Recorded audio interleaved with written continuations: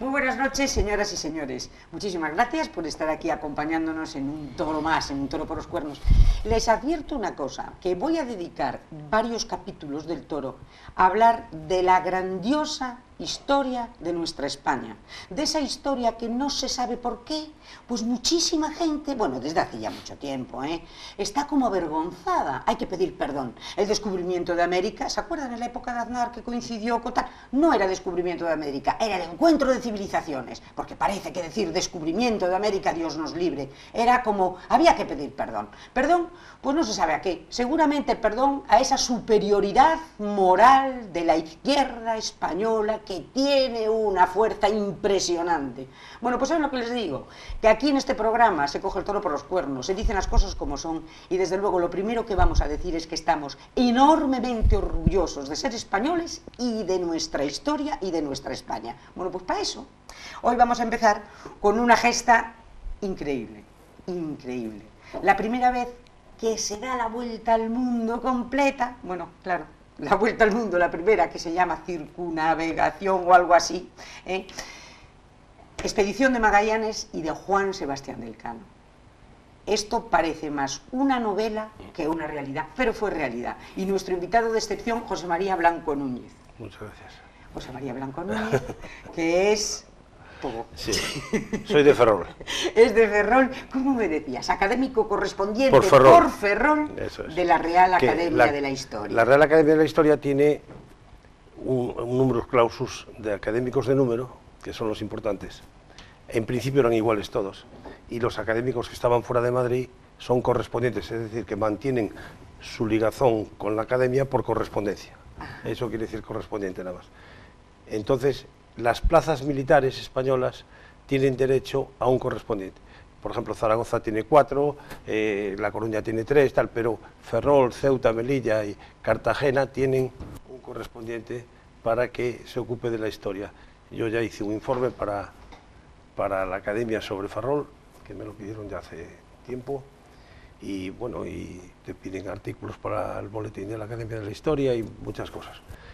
Y bueno, pues a mí me da mucho orgullo ser el correspondiente por Ferrol. Hombre, y a nosotros que seas tú el correspondiente por Ferrol, porque yo creo que una persona más dedicada al mundo de la historia que tú es muy difícil, no, pero ya desde pequeñito. Hay muchos profesionales. Ya desde pequeñito. Yo soy nada más que doctorando, porque nunca he hecho la tesis doctoral, no, como decimos en buen ferrolano, no la doy hecha, y soy doctorando en Historia Moderna por la Complutense. Ese es mi background histórico. Bueno, pero apasionado por la historia. Eso es verdad. Toda la vida. Pepe, esta expedición de Magallanes, que en este momento es el 500 aniversario, el 10 de agosto, eso es. De la salida de la expedición desde Sevilla, o Sanlúcar de Barrameda. No, los dos, primero de Sevilla y después se pierde un mes y pico en la barra de Sanlúcar, por culpa de la amenaza portuguesa, que luego hablaremos de ella. Bien, en este momento, como en España parece que no hay nada que no esté exento de polémica y de meter la pata, pues la ministra crea un problema donde casi no lo había. ¿Qué pasa con esa expedición? Primero, ¿quién organiza la expedición de Magallanes? ¿Quién la paga? Vamos a ver, lo más ridículo que hay es salirse del contexto histórico de la época donde se hace una cosa. Cuando Magallanes viene como había venido Colón en su día, no hay nacionalidades, simplemente no existe. Se sirve al rey, y tan honrado y tan honesto es servir a un rey como a otro siempre que le des tu lealtad a ese rey. Yo, para contarle a mis nietos esto, les digo, ahora hay un jugador de fútbol del Atlético de Madrid que mete muchos goles y es de la selección nacional, es brasileiro. Habla portugués brasileiro, se llama Costa, ¿no? Bueno, pero nosotros le ponemos la camiseta de la selección nacional y cada vez que mete un gol toda España pega unos gritos, ¿no? Pues se hizo lo mismo con Magallanes y se hizo lo mismo con Colón antes. Magallanes viene porque el rey de Portugal no atiende sus peticiones, ofrece sus servicios al rey de España, que en ese momento es don Carlos I, que todavía no había conseguido en La Coruña el dinero para hacerse emperador, y era Carlos I de España, y correinaba con su madre, la reina doña Juana, y resulta que dice, ¿cómo lo hacemos español? Pues lo revestimos con el hábito de Santiago, y siendo caballero cruzado en Santiago, es un español por todo el mundo y ya no hay más problemas.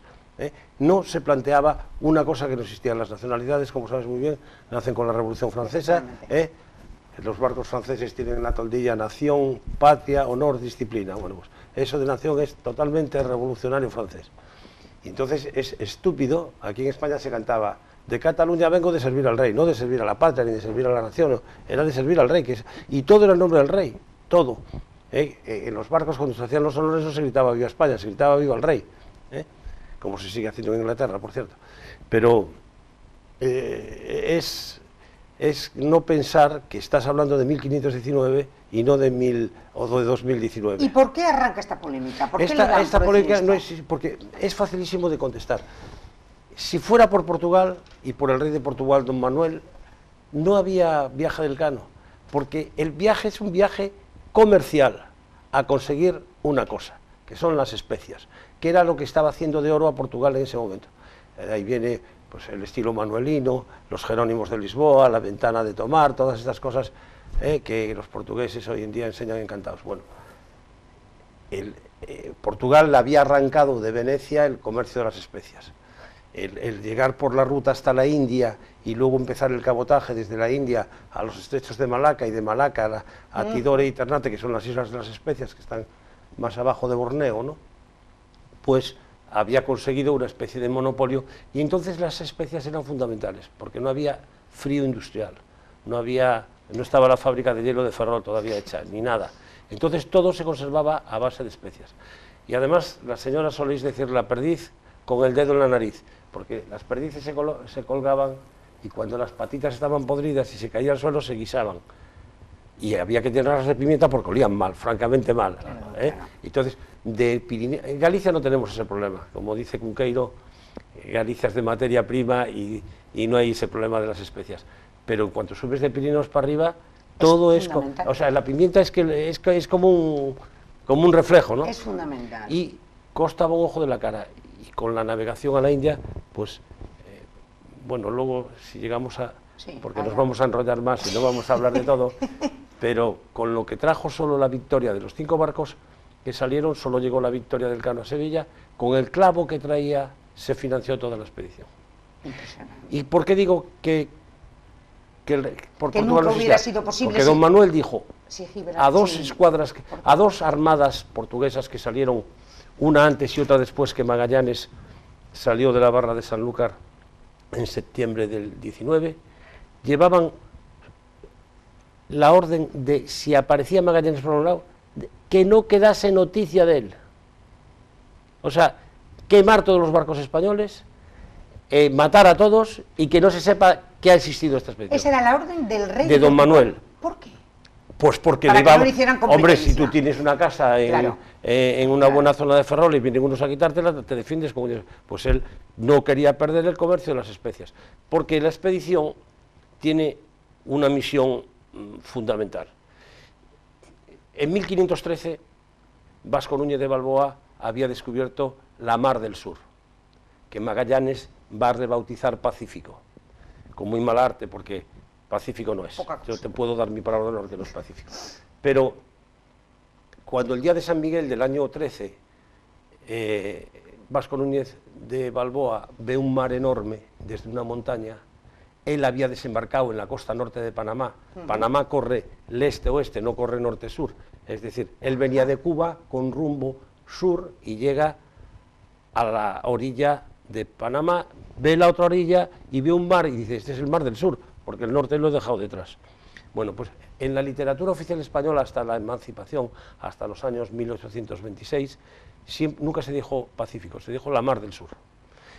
Pero en cuanto se sabe que hay un mar allende eso y toda la tierra que se llamaba entonces la Costa Firme, empiezan a buscar un paso y se hace toda una serie de exploraciones que duran mucho tiempo para conseguir llegar al paso. Se va hacia el norte, hacia la costa de lo que hoy llamamos Canadá, y se va hacia el sur, a la Costa Firme, se va más al sur que al norte. Hay más hasta que Solís, en 515 encuentra el río de Solís, que ahora llamamos el río de la Plata. Eso era el mundo conocido de entonces en el Atlántico. En el momento de salir Magallanes de Sevilla, se sabía que el Atlántico llegaba desde el río de Solís, pero que no tenía paso, o sea, que no se podía pasar a la mar del sur, por ahí. Entonces el rey le da una orden que nosotros hemos, entre tres oficiales de marina y un catedrático de la Complutense, hemos hecho un libro así de gordo que se llama Desvelando Horizontes, la vuelta al mundo de Magallanes Elcano, y ya hay 2 tomos más en imprenta. Y ahí yo me inventé, con las palabras antiguas, es decir, no me inventé nada, sino que lo coloqué con el formato moderno, como a cualquier comandante de barco que está atracado en Ferrol le dan una orden para salir, la misión que recibió Magallanes. Y la misión era esta: navegar por el Atlántico en demanda de la costa sur del continente americano, más al sur de lo descubierto en la última expedición de Solís. Buscar el estrecho de aquellos mares. A ese paso, Carlos V le llama el estrecho. Tiene que haber un estrecho, tiene que haber un paso, el estrecho de aquellos mares. Y pasar a la mar del sur, por donde llegará a las islas de la Especiería, sin que se toque ni descubra tierra ni otra ninguna cosa dentro de los límites del serenísimo rey de Portugal, mi muy caro y muy amado tío y hermano, ni en su perjuicio, y una vez en dichas islas haréis asiento de paz, e trato es comercio, el trato era el comercio, e trato con el rey o señor de la tierra, como viéredes que es más nuestro servicio e provecho, y porque en esto yo creo que haréis todo lo que cumpla a nuestro servicio. No vos limitamos cosa ninguna, porque bien creemos que tendréis habilidad para lo hacer por la experiencia que ya tenéis de las semejantes cosas, porque Magallanes había estado en la toma de Malaca, y había salvado a un amigo que se llamaba Serrao, que estaba, y se correspondía con él por carta, en Ternate. Y por eso Magallanes lo único que sabía es que las islas de la Especiería estaban en el Ecuador, en la parte del Pacífico, y cuál era su misión: buscar un paso para llegar allí por Occidente, no por el camino portugués, que como sabes es el Cabo de Buena Esperanza, la India, y de la India los estrechos de Malaca y las sino ir directamente por el Pacífico, lo que ellos van a llamar Pacífico. ¿Para qué? Para hacerse con el comercio, para que la corona se haga con el comercio de las preciadas especias. Ese era o sea, el que era motivo. una guerra comercial. Y claro, el rey de Portugal dice, como los cacéis los matáis a todos, y que no quede noticia de ellos. Bueno, y entonces la empresa es completamente española. Hay un banquero de Burgos, que tiene una parte importante en este negocio, que estaba también resentido contra el rey de Portugal, porque él se llamaba Haro, y Haro estaba en tratos con los mejores banqueros del mundo, los Fúcar de Habsburgo, que al lado de Múnich, que eran nada menos que los banqueros del Papa, y que tenían oficina en Amberes. Este Haro puso también oficina en Amberes, pero estuvo en negocios en Portugal, y quiso plantearle negocios al rey de Portugal y no lo admitió. Por tanto, entró en su tierra, que es España. Burgos entonces es una ciudad bastante ligada al mar, tenía un consulado del mar, y eran gente que habían creado en su día la Marina de Castilla, y Haro le dice, bueno, después de muchas conversaciones, llega a echarle un órdago al rey, ¿no? Le dice a Carlos V, o financia usted esta expedición o la financio yo, con mis amigos banqueros. Entonces, el rey puso un poquito más del 76% del dinero, y Haro puso el 24%. ¿De qué montante estamos hablando? ¿Cuántos barcos? Eran ¿Cuántos hombres? 5 barcos muy pequeños. El mayor, que además fue una tragedia porque desertó en el estrecho de Magallanes, tenía 140 toneladas, y el más pequeño 80 toneladas. Si vas al muelle, el bote, cualquier bote de pesca que veas con un motorcito tiene 80 toneladas. Bueno, no eran nada. Llevaban 256 hombres. ¿En total? España tiene el 60% de los hombres. Los que siguen, si entonces se puede llamar Italia, que no existía, que faltaba mucho para que... Pero de todos los estados italianos tan ligados a España en aquel momento, como sabes, el reino de Nápoles, el milanesado, todos estaban ligados a España, y italianos hay un 30 y tantos por cien, 33, 34%. Portugal un poquito menos, 32% de portugueses. Después había franceses, un inglés, 2 negros, un lengua, es decir, un intérprete que era un moluqueño que se había traído Magallanes con él de Malaca, y hay 4 caballeros de Rodas, entre ellos Pigafetta, que es el que nos va a contar todo el viaje, por eso el diario de Pigafetta es que no es un diario náutico, es un diario más bien naturalista, te va explicando los peces que ven, también mete muchas leyendas y introduce cosas que son legendarias y que no son realidad, como el árbol del agua y el árbol del pan y el pájaro sagrado de no sé qué. Pero es muy interesante el relato de Pigafetta, que fue un fiel total a Magallanes. Tenía 18 años cuando se embarcó. Y yo me he interrogado mucho por qué aparece este personaje, porque Pigafetta escribe todo y luego lo publica, pero no lo publica en España, porque en España todo se hacía secreto.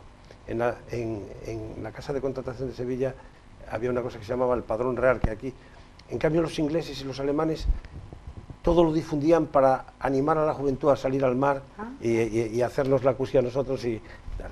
Y entonces el diario Pigafetta lo publica un príncipe alemán, luego se traduce a todos los idiomas y es, bueno, lo tenéis en todas las librerías, es baratísimo y es fabuloso.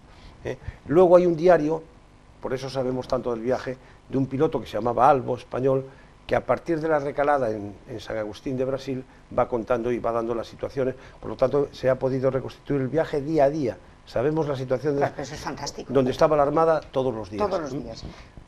Pero entonces tenemos, bueno, el rey, Magallanes... 5 barcos y 256 5 barcos, hombres. 256 de los hombres. Que 18 no es que mueran todos, unos se quedan por el camino vivos y unos llegan a Sevilla, si da tiempo ¿Cuándo lo vuelven? Pero a Sevilla llegan con el Cano 18. Así sale la expedición. Y la expedición es al mando capitaneada por Magallanes. Eso es. Y Juan Sebastián Elcano... Va de segundo de un barco. ¿Quién es Juan Sebastián Elcano? Juan Sebastián Elcano es un marino comerciante vasco de un pueblo, de un lugar de Guetaria que se llamaba Elcano, y que en los mapas de la época se ve El Cano.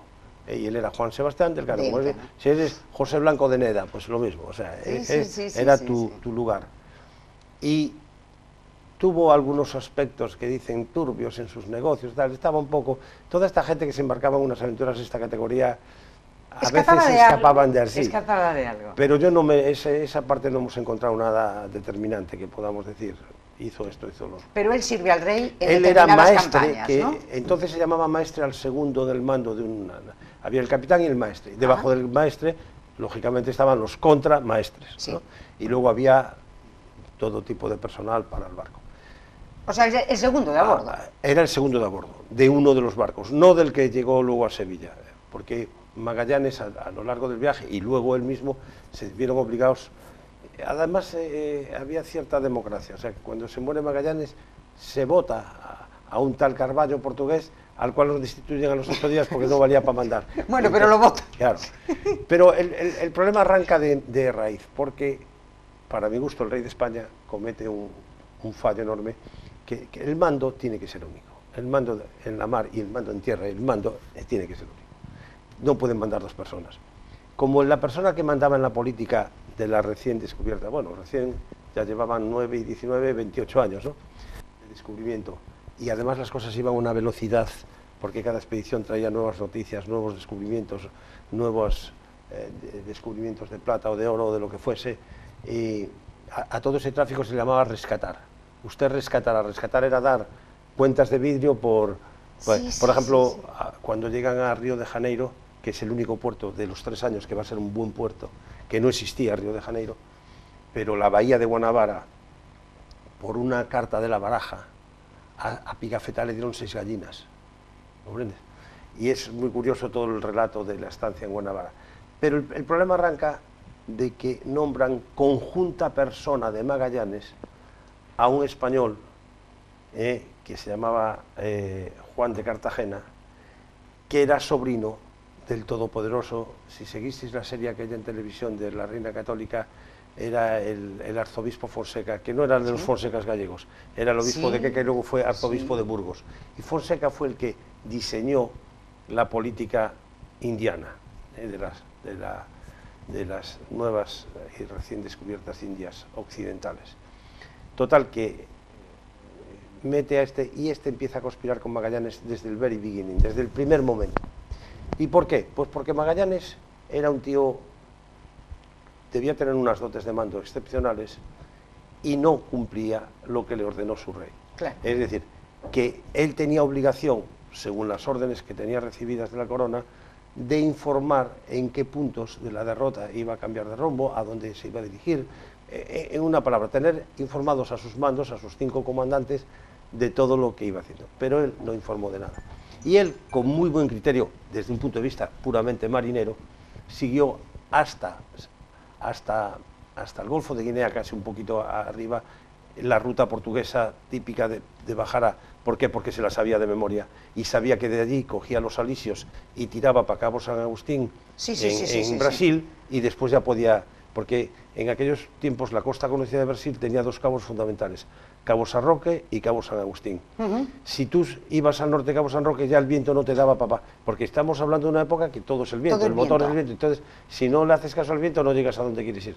Si tú te pasabas al norte de Cabo San Roque, no podías tirar ya para el sur, te tenías que ir al seno, al Caribe, ¿no? Te tenías que ir a Cartagena de Indias, por ejemplo. O si tienes que buscar la Pero parte si querías ir para el sur, sur, ibas un poco más al sur de Cabo San Roque, Cabo San Agustín, y ya podías ir a lo largo de la costa del Palo Brasil, porque Brasil se llama así por el árbol, que era el Palo Brasil, el palo de tinte, que fue uno de los descubrimientos más grandiosos de América, porque abarató los tintes en toda la industria europea de manera definitiva, ¿no? Antes en los tiempos de Marco Polo, el tinte venía de la China en cajitas así pequeñitas, y cuando se descubrieron América, pues el palo de tinte y la cochinilla que hace la púrpura, pues abarataron un montón los costes. Hay un verso que a ti que te gustan tanto, que dice: nadie tan caballero ni pulido como nuestro rey Felipe, que Dios guarde, siempre de negro hasta los pies vestido. ¿Por qué iban de negro los reyes? Porque era lo más caro. El tinte, imitando el satén, la seda negra, era el más caro que había. Por lo tanto, ¿quiénes se vestían de negro satinado? Muy, Felipe IV iba siempre con su golilla blanca y todos los nobles que podían limitar. Y nosotros en aquel tiempo llamábamos, hoy diríamos horteras o gente, a los franceses, porque iban de colorines. Solo tienes que ir al Prado y ver la diferencia entre los austras y cuando llegan los Borbones, que empieza el colorino, ¿no? España era negro, austera, pero caro. Y el cortar palo de tinte nos llevó a muchas guerras con los ingleses y a muchos problemas en Honduras y en todo esto. Pues ellos... Llegamos al cabo... El Juan de Cartagena se le subleva en la mar a Magallanes. Y Magallanes ahí demuestra que es inteligente, porque tenían en la orden que todas las tardes, al ocaso, los otros 4 buques pasarían a la voz del insignia de Magallanes, y con el megáfono dirían, salvaban, o sea, salvaban al capitán general, que era Magallanes. El título que llevaba era de capitán general de la Armada a la especiería. Y salve, señor capitán y general y tal. Y cada capitán lo tenía que salvar y dar las novedades que decimos hoy en día. Pero una noche llega el barco de Juan de Cartagena y en vez de salvar Cartagena, que era el capitán, salva un piloto. Y le omite el título de general, dice, salve capitán. Y entonces Magallanes dijo, no omitan el tratamiento de capitán general. Y Cartagena ordenó que le contestase. Mañana, a lo mejor en vez de un piloto, le va a contestar un grumete. Total, que ya había un... Y se pasó 3 días sin acercarse a la capitana. Y Magallanes aguantó. El tirón, estuvo calladito, y a los 3 días toca llamada a comandantes por la noche. Y Cartagena dice, ya se ha ablandado, yo me he impuesto aquí. Y cogen todos sus chinchorros y van a ver al capitán general. Nada más llegar a Cartagena, al buque de Magallanes, lo trincan preso, le ponen unos grilletes, y entonces otro capitán español le dice a Magallanes, hombre, es noble, es de la nobleza, es de la alta nobleza española, démelo usted preso, que yo lo tendré a su disposición inmediata. Pero no son leales con Magallanes y siguen conspirando. Bueno, llegan a Guanabara, allí la gozan, porque describen cuál era el traje de las mujeres, ¿no? Y de las mujeres, el traje era su melena, ¿no? Brasil en estado puro. En estado puro, pero debía ser Brasil, el último día. Estuvieron allí toda la Navidad del año 19. Y el día 30 de diciembre salieron a la mar. Y creo que los contramaestres tuvieron que ir por todas las chozas a buscar a los marineros porque nadie quería embarcar. Y bueno, se aprovisionaron de gallinas, de una especie de cerdo salvaje que hay allí que es muy bueno, de frutas, de todo. Porque el gran problema es el escorbuto siempre, ¿no? Que en esos tiempos los portugueses le llamaban el mar de Luanda porque sabían que al llegar a Angola ya todo el mundo iba con escorbuto. Y creían que era por las áreas, por los aires pútridos y... No, era por la falta de vitamina C, y nada más. Y ellos veían, no sabían nada de eso, ni sabían lo que era una vitamina, pero sabían que comiendo piña tropical o plátanos y naranjas se curaban inmediatamente. Además, es una curación espectacular, de tener los dientes que se te caen a poder masticar. Sí.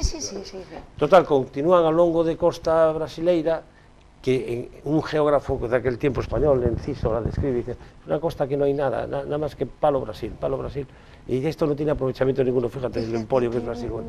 Y llegan hasta el Cabo de Santa María, que es lo que hoy llamamos Punta del Este, en Uruguay, y Magallanes no se fía de que el río de Solís no tenga un paso, y entra en el río de Solís.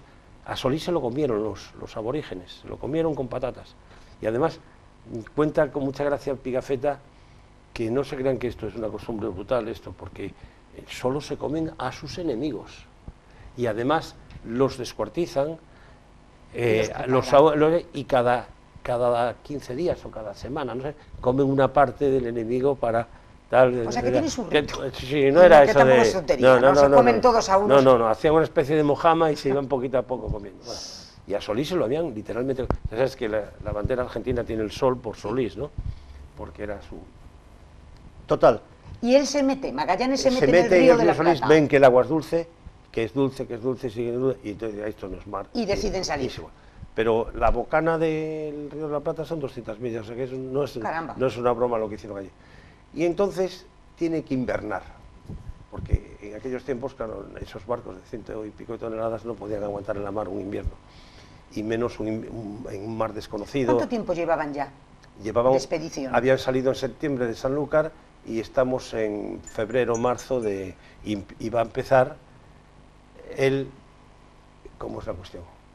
Va a empezar el invierno austral, ¿no? Claro. Ellos el verano es en diciembre, revés, enero y febrero, exactamente. Han disfrutado de la costa tal, pero ahora va a empezar el invierno austral, que es al revés que el nuestro, y tienen que invernar abril, mayo y junio. ¿Y los pilla en el río? No, abril mayo, junio, julio y agosto. Y los pilla en el mar en el río de la Plata. Los capitanes empiezan a impacientarse y dicen, ¿por qué no volvemos para Guanabara? Y luego ya. Claro. Y otros dicen, el rey no nos ha prohibido expresamente el ir por el camino portugués, ¿por qué no nos vamos al Cabo de Buena Esperanza? No, porque yo tengo que encontrar el paso.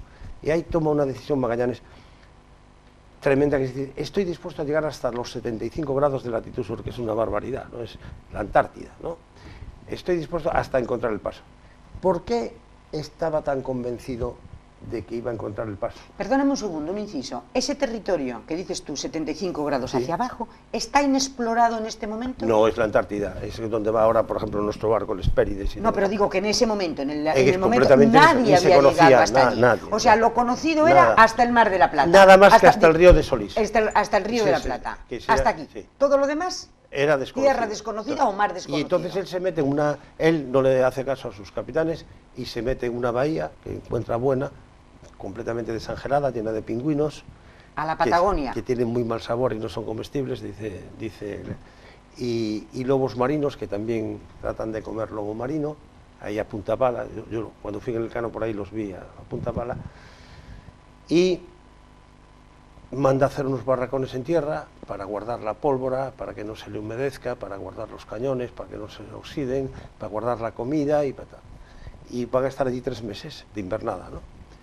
Y el primer día, porque aunque hoy en día no esté de moda, pero hay que decirlo, el sentido católico de la misión también era espectacular.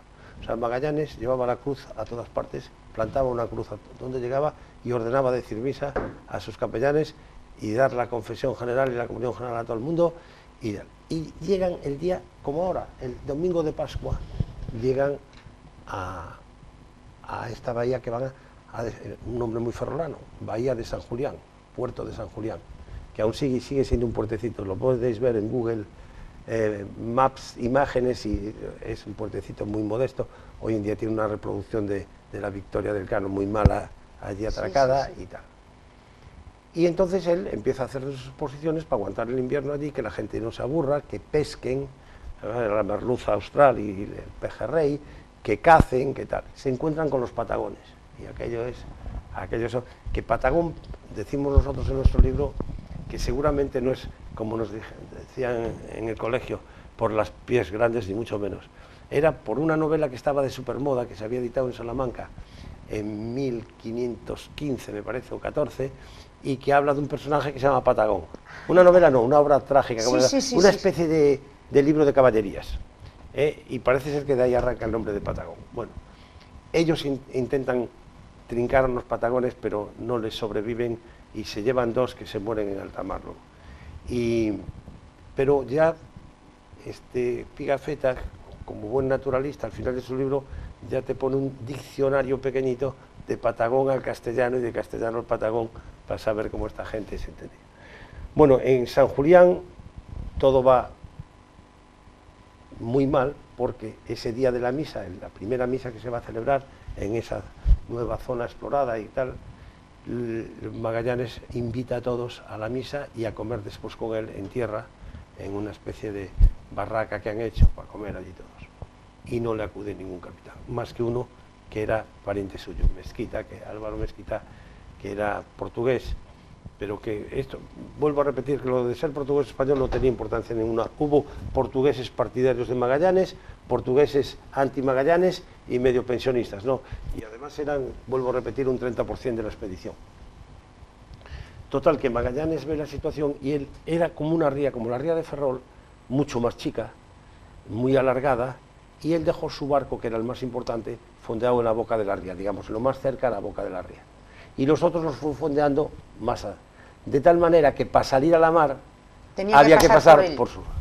Pero en el momento que se le niegan a ir a misa y a ir a su comida, él se calla y empieza a planear cómo hacerse con el control de todo. Y lo hace desde un punto de vista estratégico genial. Él ve sus fuerzas y tiene 2 barcos contra 3. Pero manda unos botes, hace una estratagema, manda unos botes a uno con unos pliegos para que los lea el capitán se pone a leer, le meten 3 puñaladas, lo matan y levan ese barco y lo pasan al lado de Magallanes, con lo cual ha pasado de estar 2 contra 3 a 3 contra 2. Luego los otros 2 se ponen nerviosos, levan, chocan entre los 2 y la corriente se los lleva al lado de Magallanes, total, que hizo un castigo ejemplar y implantó 40 penas de muerte, pero tuvo que indultar a la inmensa mayoría porque si no se quedaba... ¿Qué hacía? Claro. ¿Y a quién indultó entre ellos? A Juan Sebastián Elcano, es uno de los indultados. A Cartagena y al capellán que estaba en el bando de Cartagena los dejó en una isla abandonada y solitaria para que se muriesen de hambre. Y a los que ya estaban muertos en la refriega los ordenó descuartizar. Y a uno lo descuartizaron vivo, fueron las penas de ejemplación. Y es un determinismo geográfico curioso, porque en esa bahía, el primer extranjero que va a pasar al lago español, que es como le siguen llamando muchos historiadores del Pacífico, al Pacífico, el lago español, porque durante 3 siglos fue prácticamente un lago español. El primero que violó ese lago español fue Drake, el famoso Drake, pero Drake invernó en San Julián y ejecutó aparte de sus dotaciones y usó la misma picota que habían implantado los españoles. O sea que es curioso. Es curioso. Bueno, pues luego al barco más pequeñito, que lógicamente, y como era el de menor calado, lo manda a explorar más al sur. Estaba impaciente, ¿no? Sí. Y sin esperar a que llegase ya la primavera, pues lo mandó a explorar, que se llamaba la Santiago, que tenía nada más que 80 toneladas. La Santiago llega a un puerto que le ponen el nombre la Santa Cruz y sale a la mar de la Santa Cruz, y al volver y coge un pampero, que son aquellos vientos que son terribles en aquella zona, hace un temporal en 5 minutos y te pueden despedazar, y el capitán al volver a Santa Cruz embarranca en unas rocas que velaban y pierde el barco. Pero ahí es la potencia de los españoles de aquella época y la capacidad de sufrimiento, que ahora te explicaré una cosa. 2 marineros del Santiago andan solitos 200 kilómetros al norte a avisar a Magallanes que han varado y que los socorran. Y Magallanes, andando, les manda sacos de galleta, que es lo que se comía, el pan de la época, y llegan y van y vienen.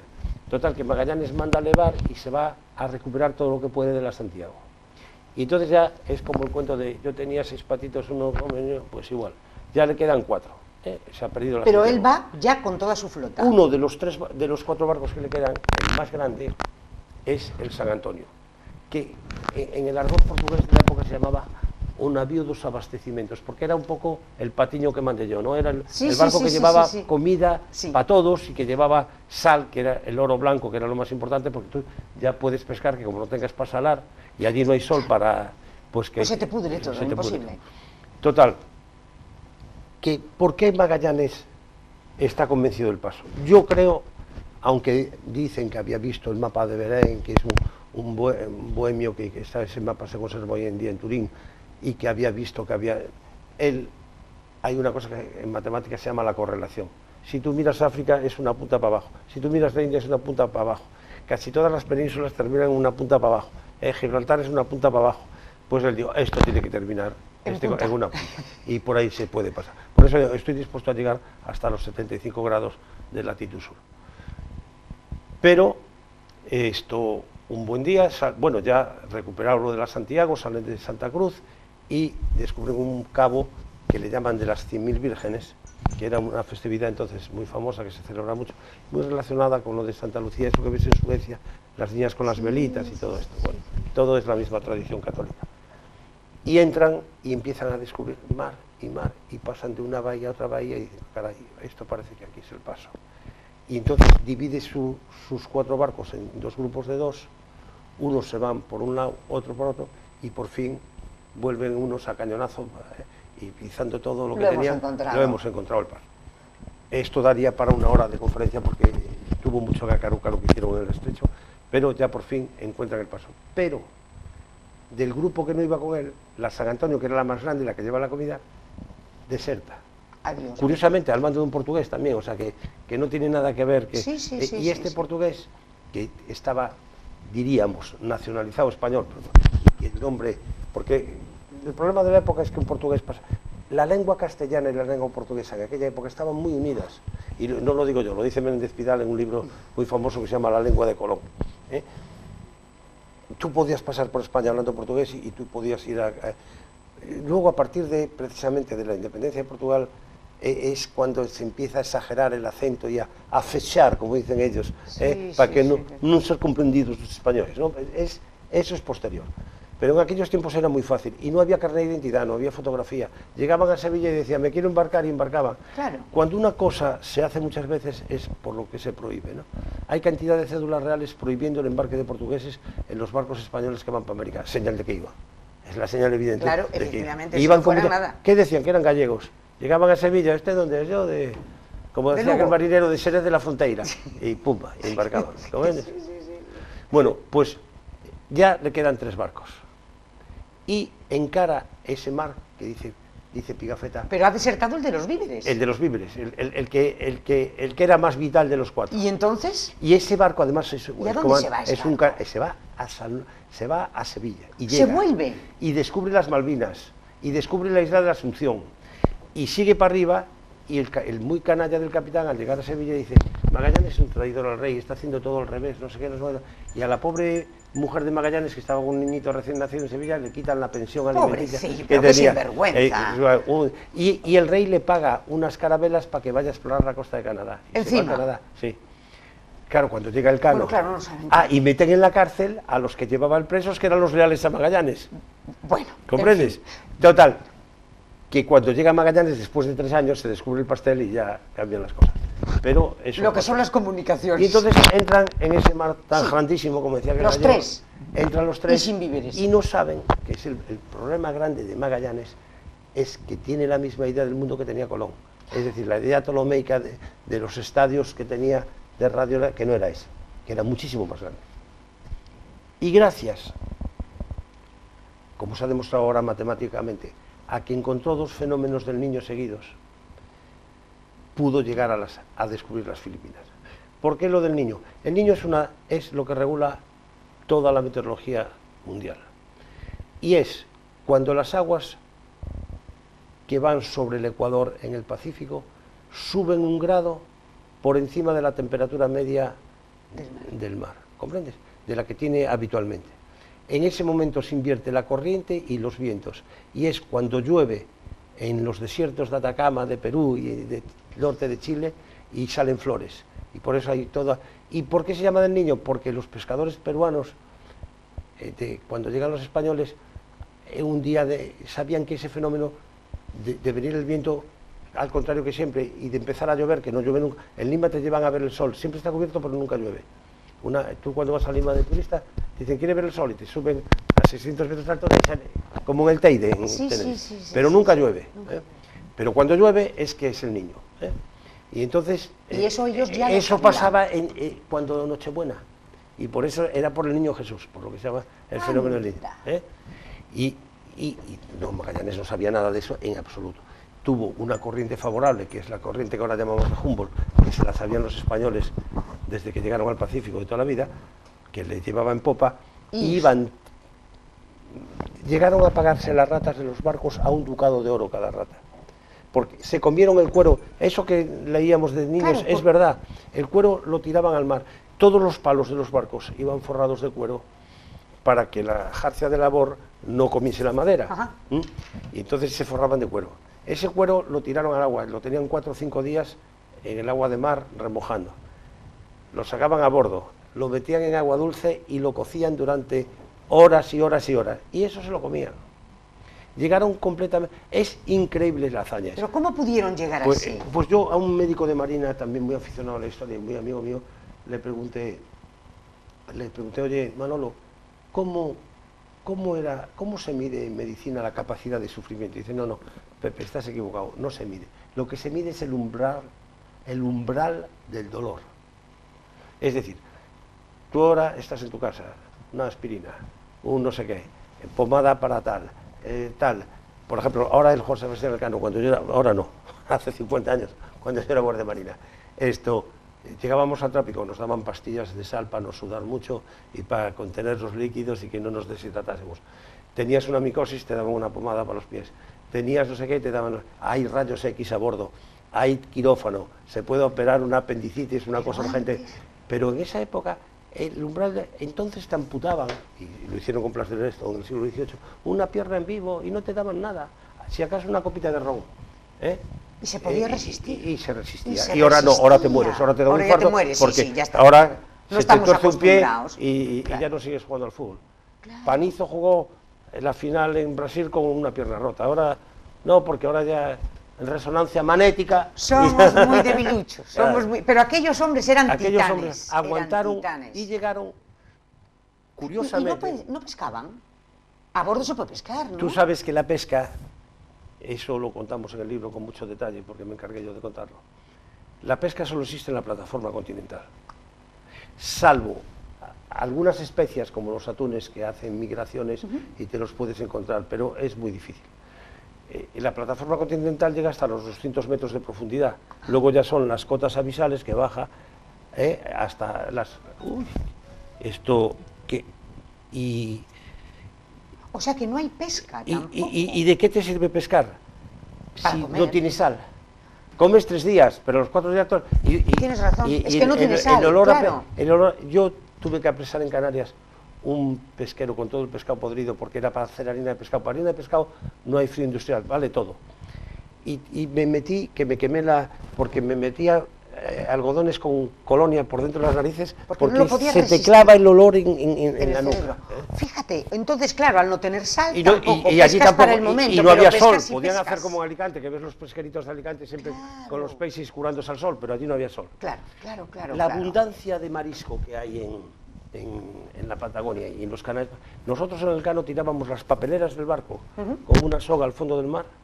Esperabas 3 minutos, la izabas y venía lleno de bueyes de mar. Por eso digo yo, y eso no se podía... Los mejillones son así, pero esto te dura, en cuanto sales al mar abierto, bueno, claro, que se te pudre todo, y no tenían, la sal se había ido con la San Antonio, la mayoría. Con lo cual, se van con lo que tienen y comiendo cuero. Se comen en cuero, es una cochinada decirlo, pero lo dice Pigafetta, comíamos serrín que estaba con orines de rata. Claro, por lo menos tenía alguna proteína. Una cosa terrorífica. Y horror. llegan, bueno, bancos, o sea, ellos no se dan cuenta, llegan, ven 2 atolones, pero los atolones eran inabordables porque las barreras de coral no dejan pasar los barcos. Ajá. Con lo cual, con aquella sed que llevaban, aquella mala nutrición y ver unas islas con unos vegetales preciosos, el paraíso, pero no puede entrar. Tocaron, vamos, pasaron al lado de uno que se llama hoy Tiburones y otra que se llama Flint y no pudieron tocar. Hasta que por fin, después de 3 meses de un sufrimiento verdaderamente espantoso, pasan el Ecuador y llegan a unas islas que les ponen de nombre la de los ladrones, porque encima de cómo iban, los naturales les roban el batel al buque insignia, que es hoy la isla de Guam, que es una gran base norteamericana. Pero en Guam pueden comprar cosas, pueden cambiar... Pero ya estamos a la altura de Filipinas. En el paralelo, estamos llegando a Filipinas. Eso es, exactamente. Pero aún no se sabe que hay Filipinas. No, lo sabían los chinos, que comerciaban con los filipinos, y lo sabían los malayos, que hablaban de las islas de los Luzones. Los Luzones, ya es la capital primera de Filipinas, fue Luzón. Pero os Lusoes, dicen los portugueses, os Lusoes, pero los españoles no teníamos ninguna conciencia de aquello. Y entonces, Magallanes, en vez de irse otra vez al sur para encontrar en la línea ecuatorial, tira hacia, como se decía entonces, hacia el oeste del mundo y se da con un archipiélago que le llama las Islas de San Lázaro.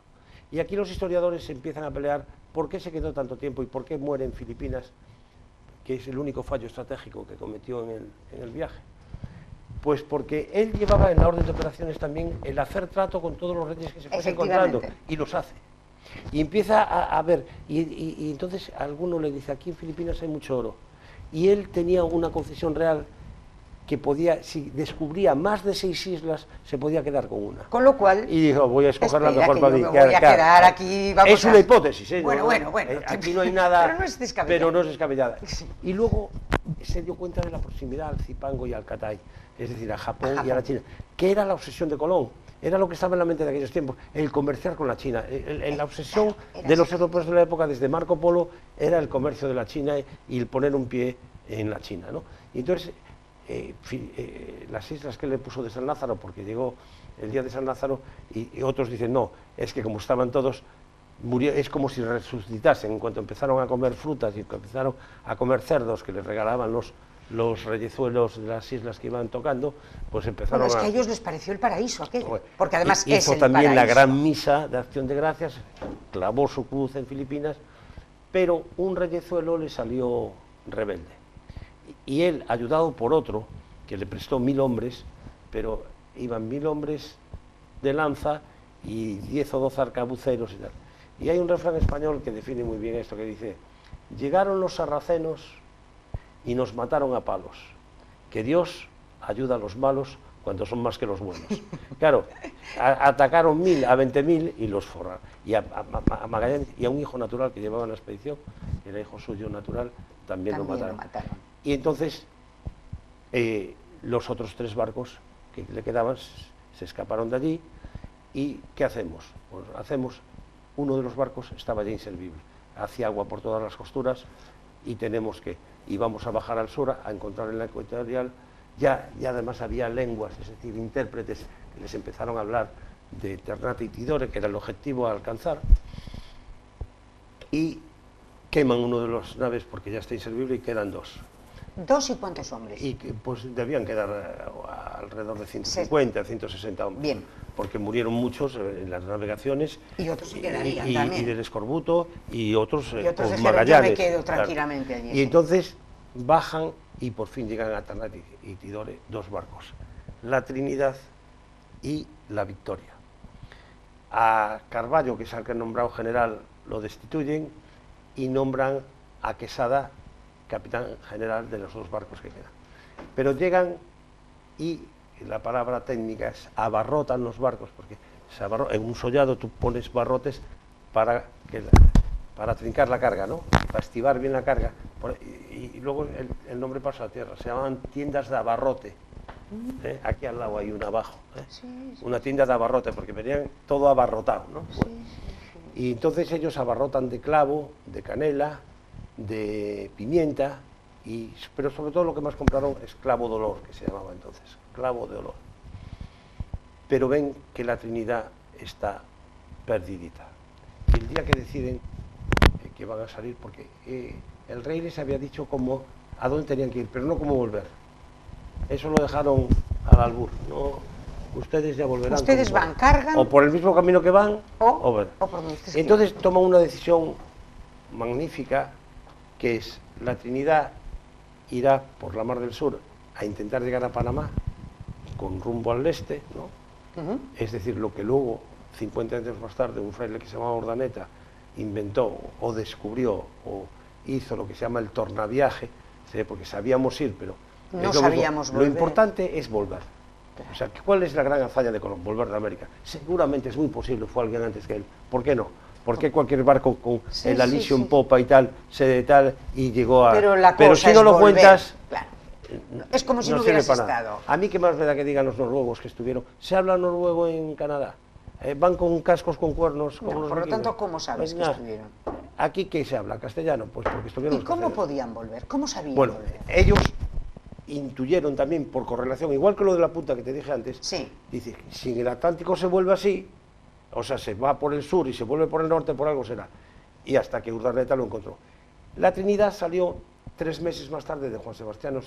Y Juan Sebastián Elcano decide ir con la Trinidad por una ruta nueva en el mundo, que es él el que la abre. Por eso es la gran genialidad del Elcano, que mucha gente habla solo de Magallanes, pero primero, el que da la vuelta al mundo es Elcano, sí. No Magallanes. Y lo segundo, la da por un camino que nunca se había hecho, una derrota que nunca se había hecho, que es desde Timor. Él sí que se entera en Ternate y Tidore, que es donde cargan las especias, y hay unas islas que han sido de Portugal hasta hace 3 días, que es Timor, donde pueden abastecerse, tal, y seguir... Sigue la ruta. Porque, ¿cuál era la ruta portuguesa? Que algún autor poco estudioso dice, no, volvió por la ruta portuguesa, de eso nada. Yo he confirmado con serios doctores en historia naval portuguesa, que los trato mucho, que jamás ningún portugués había hecho esa ruta. La ruta portuguesa era subir a Cochín, Cochín es la puntita de la India. Luego los portugueses se fueron a Goa, más al norte. Pero ellos volvían a Cochín y de Cochín iban a Madagascar o Mozambique, Ciudad del Cabo. En cambio, Elcano vuelve por lo que ahora los capitanes de los Clippers llamaban los rugiente 40, o sea, por los unos mares dificilísimos y muy duros, y va directo desde Timor hasta Ciudad del Cabo, que no existía Ciudad del Cabo. O sea, no toca en los puntos que tocan los portugueses. No toca en ningún lado. Viene directo. Se va directo hasta... ¡Qué bárbaro! Se juramentan, que es emocionante, a no entrar en Mozambique, porque saben que Mozambique es portugués y que allí los van a trincar. Entonces no tocan en ninguna parte. ¿Y estamos hablando de cuántos días de navegación? Pues mira, sin pues tocar tierra. Otros 3 meses. Otros 3 meses, sin saber a dónde vas.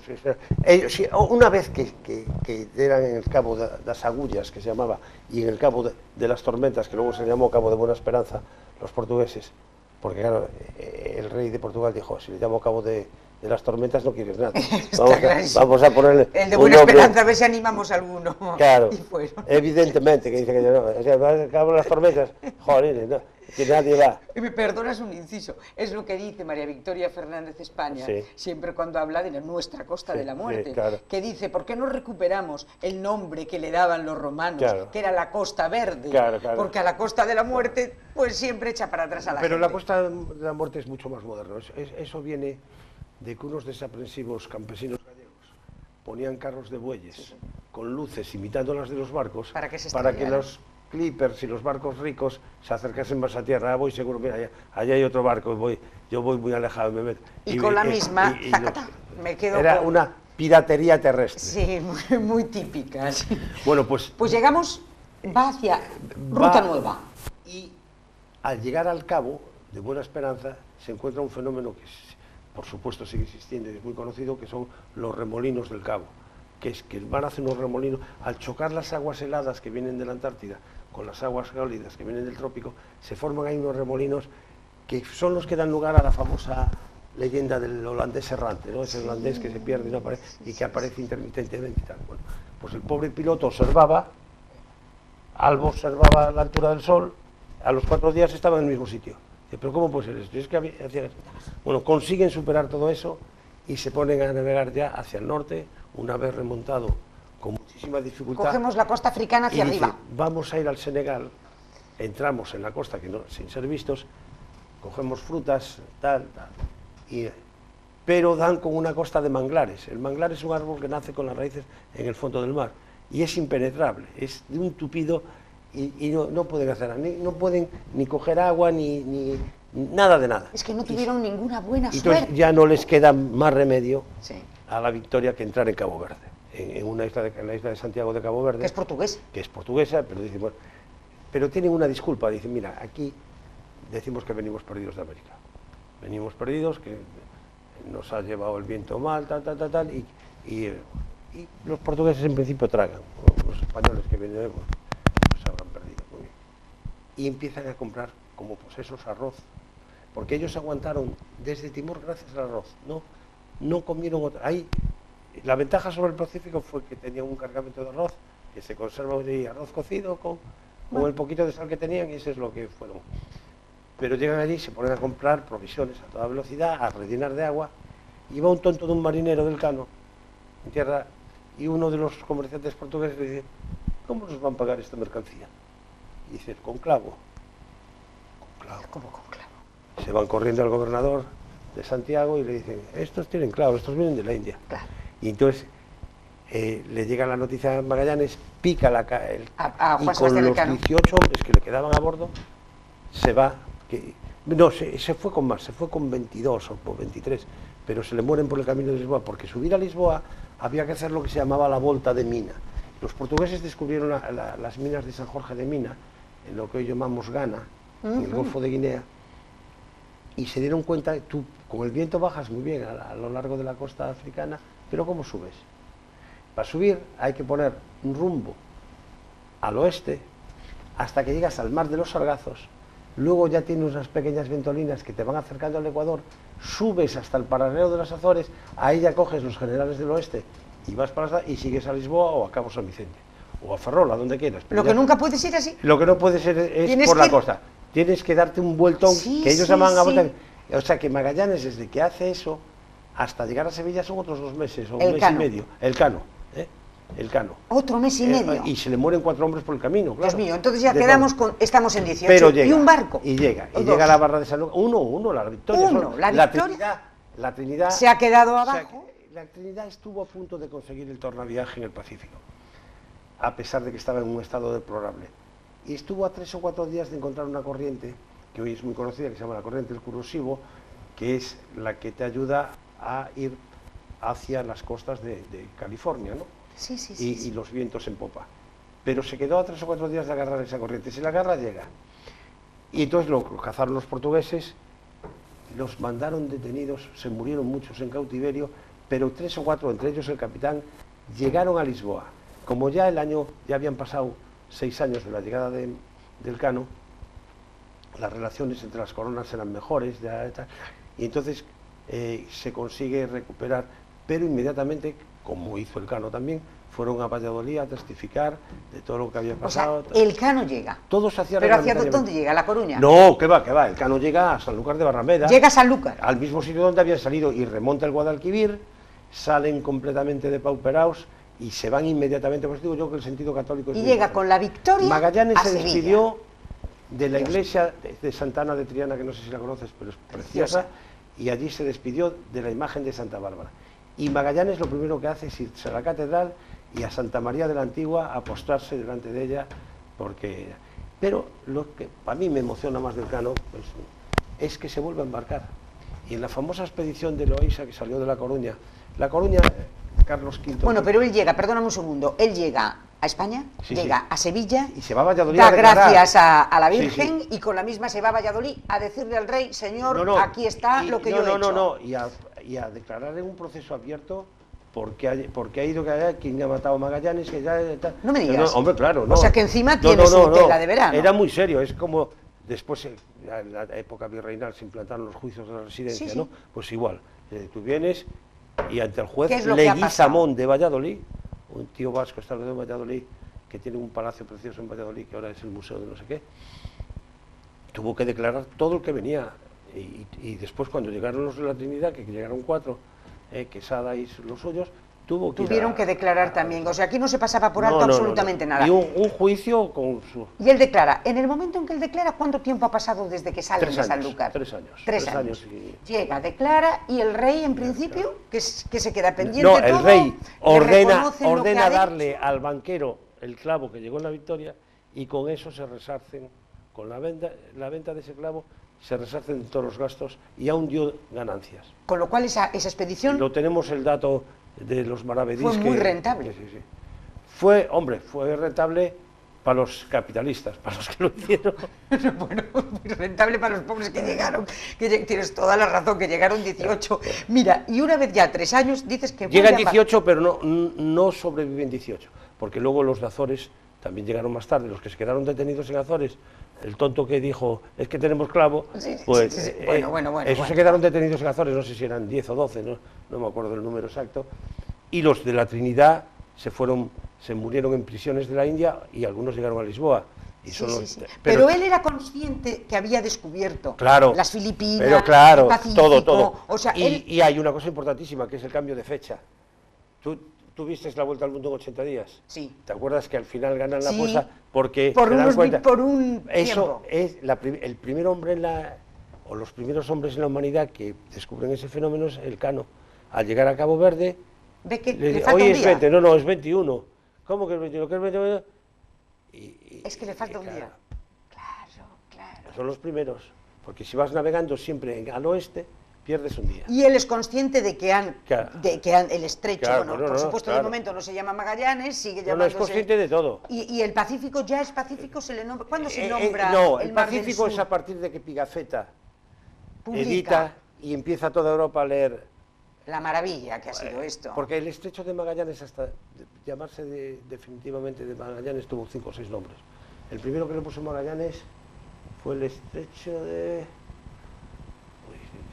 mira que lo he escrito y ya no me acuerdo. De Todos los Santos el estrecho de no sé cuántos. Y luego le pusieron otro nombre y por fin dijo el rey, estrecho de Magallanes. Pero el Pacífico fue porque dijo, el capitán general, al ver el estado de la mar, que estaba tan plana y tan llana, le dijo el Pacífico. Sí, bueno, en el Pacífico hay vaguíos, hay tifones, hay de todo, ¿no? El Pacífico. Pero bueno, igual que ¿por qué se llama América y no se llama Colombia? Bueno, pues por el que lo escribe y el que lo publica es El Pacífico. Únicamente que a lo mejor el que le puso el nombre fuera de Ferrol.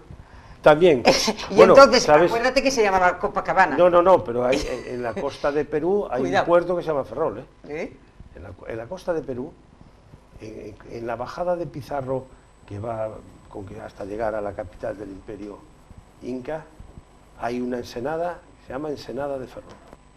Por lo tanto, ahí tuvo que O estar... sea, que uno de Ferrol fue. Pero seguro. Un Nacho de Ferrol fue.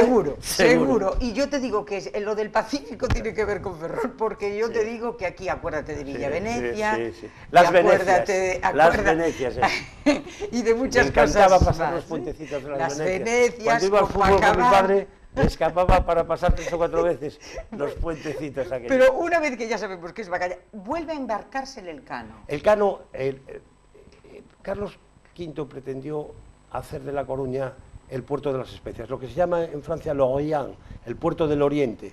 O sea, todas las mercancías eran por l'Orient, el Oriente. Bueno, pues pretende hacer un monopolio en La Coruña, lo que tenía Sevilla, y no triunfó esa idea. Pero salió una expedición para Filipinas al mando de Jofre García de Loaiza, donde su segundo de toda la expedición y el piloto mayor de la expedición era José Manuel. Y se muere, Elcano se va a morir de escorbuto en el Pacífico. No me digas. O sea que después de lo que pasó, y es curioso porque hay también un aspecto curiosísimo, Elcano deja una manda en su testamento de que un paje de su orden vaya a la Santa Faz de Alicante, en San Juan de Alicante, que yo he ido a verlo y es muy emocionante, donde dicen que se conserva el paño de la Verónica, ¿no? Por eso se llama la Santa Faz, que no es la que está en Dolores, es la que está en Alicante. La que está en Alicante.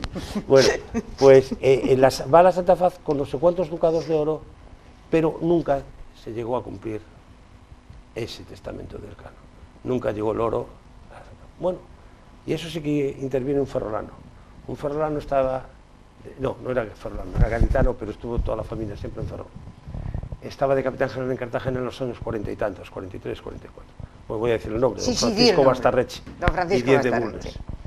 Y el almirante Guillén, que entonces era capitán de navío y era el director del Museo Naval de Madrid, que era un investigador impresionante y uno de los mejores historiadores navales que ha tenido España, encontró ese testamento, esa manda electoral, y convenció, como estábamos en plena España del hambre, convenció a Bastarrechi de que mandase el día de la Santa Faz un camión cargado de salchichones, chorizos, todo lo que había de subsistencia, alubias, garbanzos, a las pobres monjitas que estaban muertas de hambre. Y desde entonces, si vas a Alicante y vas a la Santa Faz en San Juan, verás un altar dedicado al Elcano. Cada vez que el Elcano entra en el Mediterráneo se le hace un homenaje, y va el comandante o van unos guardiamarinas y llevan un regalo a las monjas, y hay cantidad de cosas. ¿Y por qué tendría esa vinculación? Pues por modas, modas de la época. Modas que de repente se ponía de moda el santuario de Covadonga y todo el mundo iba a Covadonga, o ir al Camino de Santiago, que te voy a decir, ¿no? O sea, se pone una moda. Bueno, y esta gesta, que es una gesta mundial, o sea, esto si lo hubieran tenido los ingleses, Pepe, la Monda Lironda. No, pero bueno, nosotros, por ejemplo, nosotros hemos tenido barcos con el nombre del Elcano y de Magallanes desde tiempo, pues la última fragata Magallanes era de los, como el Hernán Cortés, pues, terminó sus años en Guinea. Pero ¿me estás hablando de los años qué? No, de todo el siglo XIX y XX. El siglo XIX hemos tenido y XX. muchos barcos, y la Marina nunca se ha olvidado, porque es muy fácil decir, no, mira, hay una orden ministerial que dice que siempre habrá en la Armada un buque con el nombre de Magallanes o otro con el nombre del Elcano, ¿no? Esto es verdad que nuestra nación no gusta nada la historia. Es verdad que no somos tradicionalistas en absoluto. No hablo de tradicionalistas de los Hobbes, hablo de los ingleses, que son tradicionalistas. Y toman el té a las 5 y lo tomarán siempre, porque lo han tomado siempre, y nosotros no, un año tomamos café, otro colacao. Hombre, los ingleses tienen a su favor que el cine que hacen los ingleses, que ha ayudado a divulgar la historia, su historia, y pero es aquí, magnífico. Mira, el mismo año que sale Magallanes de Sevilla, sale un señor que se llama Hernán Cortés para México, y conquista un imperio donde se hacían sacrificios humanos, donde la raza dominante, que la odiaban todas las circunstancias, como es lógico, como pasa siempre en la historia, porque el gran éxito de Hernán Cortés es ser un político o un estratega que en la historia mundial de la estrategia, que se publicó en París allá por los años 60, y que yo tuve la suerte de comprármela, el único español que figura como gran estratega es Hernán Cortés, porque lo hizo de película. Y además sus máximas a sus soldados, la manera de guerrear, la manera de cómo aquel puñado de hombres y aquellos caballos que tenían todo su nombre, y 400 y 40 caballos o 45 caballos, no me acuerdo, pero les dice, dormir con la armadura puesta, porque en cuanto que vean que son humanos, como os van a, y vosotros tenéis, y luego fabricar naves para ganar dentro de una laguna una batalla naval y hacer los barcos, es impresionante. Bueno, pues aquí ha salido una serie en televisión, que además se publicó, que a mí me llevaban los demonios, un 12 de octubre del año 2017, me parece que fue, donde Cortés era un borracho que estaba todo el día con fulanas y que era un degenerado. Y es un falsamiento de la historia. Dijo hace poco un señor en una tercera de ABC, los únicos que se creen a pies y juntillas la leyenda negra antiespañola son los españoles. Y es así, ¿qué le vamos a hacer? Una parte de los españoles. No, la mayoría. Yo creo que no. Bueno. Mira, el otro día tuve que presentar un libro en el Ateneo de Madrid, de un compañero, me pidió que se lo presentase yo. Y es Marcial Pons Editores, que tiene una rama que se llama Marcial Pons Historia. Pues muy bien. Habló el de Marcial Pons 2 minutos y dijo, señores, en España se lee poco, de historia nada. De historia nada. Estamos hablando de cifras... Sí, estoy de acuerdo contigo, pero por eso te hablaba de la importancia enorme del cine. Sí. Mira, vino por aquí hace 4 o 5 años Steven Spielberg y preguntó, porque claro, él estaba tan súper emocionado con la hazaña de Hernán Cortés, preguntó que qué película había en España desde los últimos 40 años, que hablara de Cortés. Entonces le dijeron que ninguna. Entonces él dijo, bueno, pero no quiero que sea una buena película. Cualquiera, o sea, si es muy mala me da igual, para tener un poco... Y le dijeron, tampoco. Yo es que creo que hay una cosa, yo creo que, desgraciadamente, se ha echado tierra sobre nuestra propia historia a propósito. Yo no me puedo olvidar que cuando es un centenario, yo no sé qué centenario fue del descubrimiento de América, gobernaba el Partido Popular. El quinto centenario. No, el PSOE. No, el 92. Era hasta Aznar, ¿no? No, el 92 era... Era el PSOE, sí, era Felipe es González. cuando hace la Expo de Sevilla y se estrena el AVE a Sevilla. Sí, es Felipe González. Sí. Bueno, pues entonces, en ese momento, acuérdate que con muchísimo miedo y casi pidiendo perdón, era el encuentro de dos civilizaciones. No se hablaba para nada ni de descubrimiento, ni de, bueno, ya no te voy a decir pero, de la evangelización vamos a ver, ¿por de qué América? el Papa hoy es argentino? Me lo dices tú. Claro. ¿Qué se habla? ¿Por qué nuestros ministros a veces se les escapa decir Latinoamérica? ¿Se habla latín en América? No. Alguien, ya ni en la misa, porque ya desde el concilio... Hombre, que digan Iberoamérica claro, por lo menos, pero que no me digan Latinoamérica. Pues somos nosotros mismos. Y es un triunfo político de Italia y Portugal, hecho a raíz del cuarto centenario, en 1892. O sea, vamos a robarles a los españoles, y como son tontos van a picar. Exacto. Y como había mucha inmigración italiana, y había inmigración, pues dijeron, Latinoamérica. ¿Pero qué Latinoamérica? ¿Pero hablan ustedes latín aquí? ¿O hablan español? Sí, sí. Hablamos español. Ah, pero... efectivamente, tienes toda la razón. ¿Por qué el párroco de Cobas cuando voy en verano ahora muchas veces es un peruano? Pero nosotros llevamos la religión allí, está volviendo, porque aquí no hay vocaciones. Bueno, pues yo creo que llega un momento en el que habrá que reivindicar todo esto, en el que yo creo que muchos españoles despertarán del con más humildad, lo que te quería decir que hay que leer. Hay que leer. Hay que leer ¿Y si tuviéramos un buen cine? No, bueno, es que yo fui... a este tipo de cosas. Era recién casado y fui con Tere al cine en Madrid a ver aquella película de Peter O'Toole que era Santo Tomás Moro. Bueno, no, Santo Tomás Moro era de Peter O'Toole. Una que empieza, que se ve el Támesis con una nieblina y unos botes bogando. Un hombre para la eternidad, era sí, la de Moro, que era fabulosa. O las mismas de Enrique VIII, que son unas películas maravillosas. Y dices, pero ¿cómo se puede hacer esta serie con Cortés todo el día borracho, con fulanas? ¿Pues esto qué? Pero eso, además, el agravante de esa serie es que está subvencionada por el gobierno español. Sí. Y hechas en alguna región de España que más vale no decirlo. Por eso digo, entonces ese es el problema. Hay que empezar a atajar todo eso. Nosotros tenemos un problema que es de raíz y que es importante. Nosotros mezclamos nuestra sangre con todo el mundo sin tapujos. Los ingleses, a ver qué presidente de Estados Unidos ha sido Sioux, o ha sido Apalache, o ha sido mezcla de Apalache y blanco, o mezcla de Seminola. Ninguno. Yo he visto la reserva de Pensacola con los indios de allí, que parece que es un circo, que los vas a ver para ver cómo... Es un parque temático. Lo he visto. Entonces, no hay mezcla. Los ingleses eliminaron razas enteras. A ver qué raza mixta hay de indios de la India, de Rabindranath Tagore con ingleses. No la hay, nosotros sí. Y nosotros organizamos un problema social en América tremendo con tanta mezcla de sangres. Porque había los mestizos, los castizos, los café con leche, los cuarterones, había toda, y cada uno tenía su estatus social y sus cosas. Por ejemplo, en la Caracas ahora tan turbulenta de estos días, las españolas de verdad blancas eran las mantuanas, porque eran las únicas que podían ir con manto a la catedral. Todo eso creó una serie de tensiones sociales que las hemos pagado a posteriori.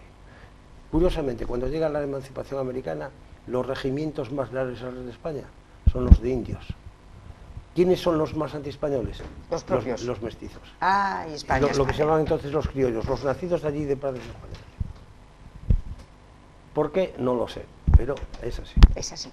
Pepe, yo, bueno, te agradezco una barbaridad, nos has dado una lección impresionante de esta gesta maravillosa de Juan Sebastián Elcano, de Magallanes, de estos titanes. Da para mucho hablar, ¿eh? De estos titanes, porque además, ¿dónde se embarcaban? Se embarcaban en unas... Hay una réplica, me parece, de la Santa María en el Museo Naval, que uno entra y dice, ¿pero cómo que era esto?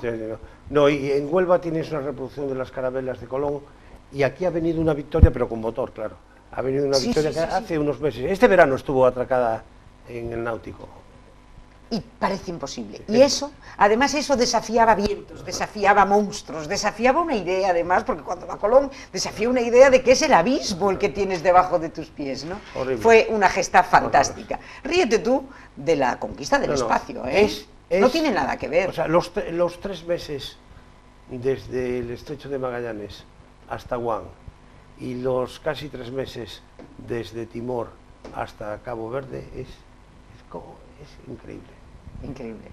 Pues yo te agradezco muchísimo que hayas estado aquí con nosotros. Muchas gracias, Maripepa. Te emplazo al verano. Muy bien. Que tenemos... Sabes, como dicen los pelotilleros, tus deseos para mí son órdenes. Un millón de gracias, nada. Pepe. Y muchísimas gracias a todos ustedes y hasta el próximo miércoles. Y ya saben, seguramente, Hernán Cortés, que menuda guasa. Muchas gracias y hasta siempre.